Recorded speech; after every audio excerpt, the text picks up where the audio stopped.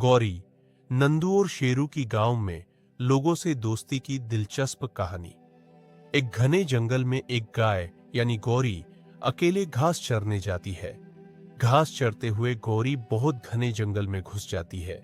उसी ही रास्ते में एक शेर यानी शेरू आता है।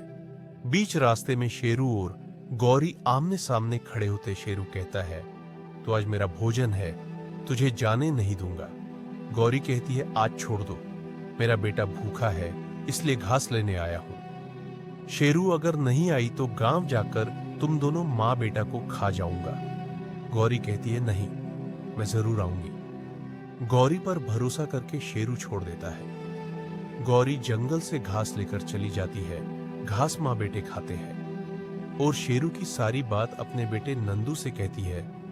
मां गौरी कहती है, मुझे वापस जाना होगा, उसे वादा किया है।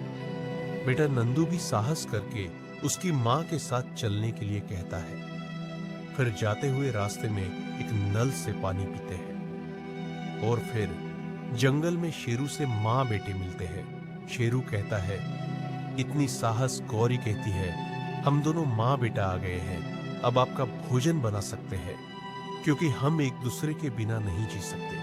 है शेर के आंखों में दया की भावना झलकता है और कहता है, अब किसी को नुकसान नहीं पहुंचाऊंगा, चलो मैं तुम्हें अपने गांव छोड़कर आता हूं। ये कहकर जंगल से शेरू, गौरी और बेटा नंदू तीनों साथ साथ गांव आते हैं।